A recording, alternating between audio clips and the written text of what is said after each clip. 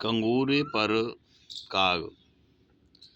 जब हम अपने मकान पर देखते हैं और कंगूरे पर काग दिखाई देता है तो हम उससे कहते हैं कि कोई आ रहा है, काग तू उड़ जा। अगर काग उड़ जाता है तो आने वाले की सूचना देता है। ऐसा परंपरा के ज्ञान से ज्ञात होता है। कहावतों के द्वारा भी, मुहावरों के द्वारा भी ज्ञान को या अनुभव को प्रकाशित किया गया है।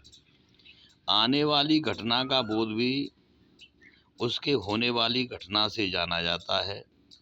कोई भी घटना जब घटती है तो अपने सगुन या अपशगुन चिन्ह या छाया अवश्य प्रकट करती है।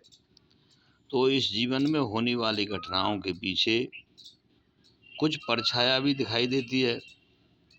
यदि ऐसा होता है तो ऐसा हो सकता है बिल्ली के भाग से छींका भी टूट जाता है। यह बात भी भाग्य की बात कही है। भूख के पीछे भोजन छिपा रहता है, इच्छा के पीछे वस्तु छिपी रहती है।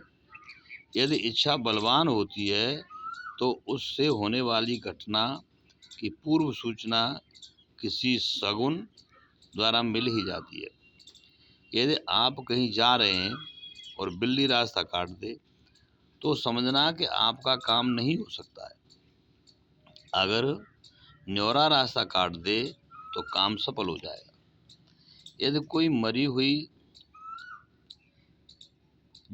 भरी हुई पानी की मटका लेकर के औरत गुजर जाती है, या गाय अपने बछड़े को दूध पिला रही है, या घर के लोग प्रसन्नता या भाव दिखा रहे हैं तो काम अवश्य बनेगा। यदि झगड़ा या फसाद हो जाए चलते समय तो वह कार्य में विघ्न ही बन जाएगा।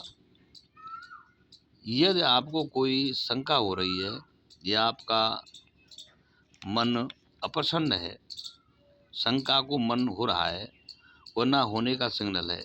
जैसे गाड़ी आने से पूर्व सिग्नल हो जाता है, वैसे ही प्रक्रिया प्रकृति में होती दिखाई देती है। संत के मिलने और उसकी सेवा करने से आपका हमारा कार्य अवश्य पूरा हो जाता है और लाभ भी प्राप्त होता है। घटना अपनी सूचना समय से पूर्व दे देती है। आपको कह सकते हैं कि गांव से कुत्ता और बिल्ली अपने बच्चों को लेकर के यदि भाग रहे हों तो उस गांव को छोड़ देना चाहिए। उस गांव में कलह और महान संकट आ जाता है। गांव का नाश हो सकता है, गांव का मटिया मैदान हो सकता है। ऐसा ये प्रमाण है। उस गांव को छोड़ देना चाहिए तथा उस गांव की सीमा में प्रवेश भी नहीं करना चाहिए। किसी श्राप लगी हुई भूमि पर पैर न रखें, वहाँ पर श्राप का असर होता है। यदि आप समर्थ हैं तो आप पाप को भी मिटा सकते हैं। यदि आप वरदानी हैं तो आप पर उसका कोई भी असर नहीं हो सकता। यदि ईश्वर व संत या सती सावित्री का जो वरदान लगा है वह जमीन या आश्रम पवित्र होता है। जहाँ पंछी कलरव कर रहे हों, झरने बह रहे हों, वृक्षों और लताओं में आकर्षण हो, वह सब जगह सिद्ध भूमि होती है। वहाँ सर्व सुख प्राप्त होते हैं। वहाँ पर भ्रमण करने से, बैठने से बुद्धि शुद्ध एवं सात्विक हो जाती है। जहाँ निशाचरों का राज्य हो वहाँ तो कष्ट ही कष्ट होते हैं।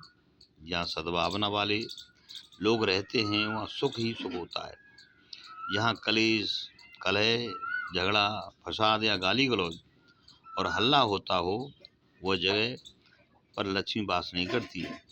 जहाँ हिंसा होती है वहाँ अशांति फैलती है। जहाँ अन्यायी राजा हो वहाँ की प्रजा भी बेवकूफ़ होती है। जहाँ सज्जनों का वास हो वहाँ परमात्मा का निवास होता है। जहाँ पर हरि चर्चा, सत्संग, साधु संतों का आगमन होता है रहता है वहाँ लोग सुखी रहते हैं। जहाँ राजनीति का बोलबाला हो वहाँ तोड़फोड़ होती है, राग द्वेष होते हैं, वह दबाव का माहौल होता है। सियासत में गलत लोगों का चयन ग्राम, देश और विश्व को बर्बाद कर करना ही है। जहाँ राजनीति का फुट अधिक रहता हो, वहाँ अध्यात्म ज्ञान एक सपना है। झूठ बोल बोल करके सत्य को दबाया नहीं जा सकता है। झूठे लोग सत्य को नहीं पहचान सकते। जो कुछ भी जीवन में घटता है वो हमारे स्वभाव और भावनाओं के सहारे ही होता है। परिस्थितियाँ तो उसकी छाया और प्रतिक्रिया मात्र होती हैं, चाहे वो सुख हो, दुख हो या किसी प्रकार की अनहोनी घटना हो। इसका संबंध आपके स्वभाव से होता है। इसलिए कहा गया है कंगूरे पर काग। नमस्कार।